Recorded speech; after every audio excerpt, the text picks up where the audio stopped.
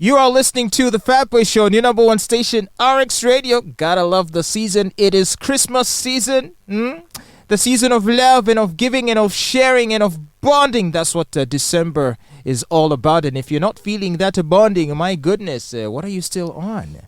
You need someone in your life. And if you're having trouble in that department, perhaps you might once again try venturing out onto the streets. And I know what you're thinking. Come on, venture onto the streets to do what? As in venture onto the streets? Like, are you saying what I think you're saying? In search of love. Like rock gardens kind of streets. But maybe not. Maybe you shouldn't do that. But point being, there's a very interesting development that has happened with regards to how commercial sex workers are going to be treated by law enforcement in this country. So the police are saying that they now have, with immediate effect, stopped the arrest of sex workers and street beggars as it moves to implement the orders of the Constitutional Court that declared the offense of being a rogue and vagabond unconstitutional.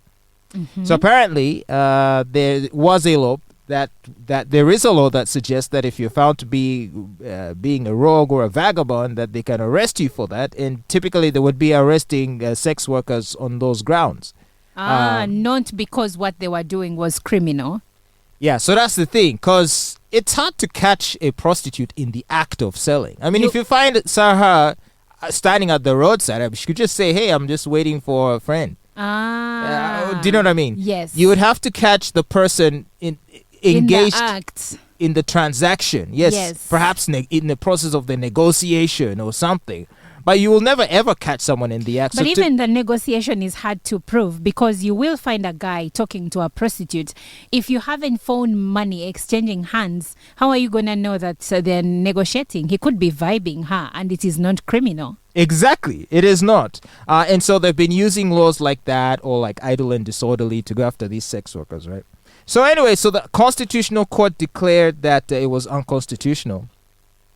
And so the leadership of the police, Enanga says, he's the police spokesperson, the leadership of the police has acknowledged the court ruling that repealed and decriminalized the petty offense of rogue and vagabond from the Penal Code Act after it was found to be vague and unconstitutional. So all police officers have with immediate effect been asked to comply with the ruling and to stop any arrest of those minor actions of rogue and vagabond. He noted that the public should expect the police to move away from these low-level disorders that allegedly criminalize poor people and persons of low status, before adding that they are going to spend a considerable amount of time looking at other serious cases. Well, I can get down with that. I mean, there are more serious crimes being committed that require police attention. Yes. And of course, police says that they have also warned against arresting people, including those that are idle and disorderly. So if you're moving at night, you don't have to worry about police bundling you up onto a pickup truck, throwing you in jail. Do you know there are people that were arrested like that, apparently idle and disorderly, and they were sent to jail, and they have served terms of as long as 10 years. Can you imagine? Even beggars, right, have been arrested under those grounds of being a vagabond. Yes. And taken off the streets and hauled into a prison. Can you imagine, as unfortunate as their situation already is with their poverty, and again, they're being treated as criminals?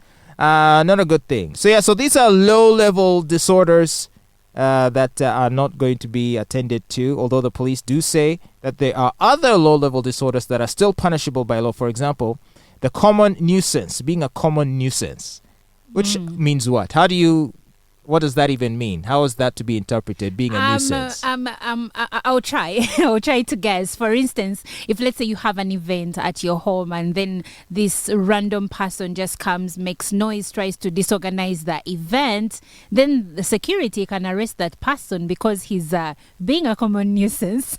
It is still low level, right? Well, you could say that. But what about our politicians? Aren't they, most of them, nuisances? So we should go after them too. But anyway, so I'm glad that police resources will be directed to more serious offenses. Yes. Although that means in this Christmas season you should expect more idle and disorderly and rogue people out there. But it's hard to really say that this person is idle and disorderly, because some of the people that have been apprehended were just walking on the street past 11 p.m. Yeah, but if you cannot prove where you are going Why to, should I prove where I'm going to? what if you're a thief? What if you're planning to waylay an innocent woman? What if you're a rapist? But on the prowl? can you tell a rapist by just looking at them? It is hard Can't to prove you? some of these things, can you? Because we've had allegations against people that we never expected to be rapists ever or molesters. You mean that there aren't guys you look at and it's sort of like red flags go off? Like, don't you meet guys? Red eyes. Yeah, so if he looks disheveled, if he looks scruffy and dangerous. Okay, and there's those, but then there are others. There is me. There like is a roving you. gang of disheveled youths. I Okay, mean, these guys kind of... Those are the obvious ones, but I'm saying, what if it was you walking in the night and then police just lands on you and says, Sebo, where are you going? Can you prove to us that that's where you're going? Yeah, you prove. How? If I'm going to go to a bar for a bottle of beer, how am I going to prove that? Prove it by saying, in fact, you take me there and I will show you that it is my place. In fact, and in so doing, you'll get yourself a free ride. What if they are Saved yourself Uber money. Okay. You see? But anyway, so police are going to have a lot in their hands over the next couple of weeks as we head into the holiday season. So let's see if in redirecting their resources to more serious offenses, we might find ourselves having a more peaceful Christmas. I hope. Wouldn't that be nice?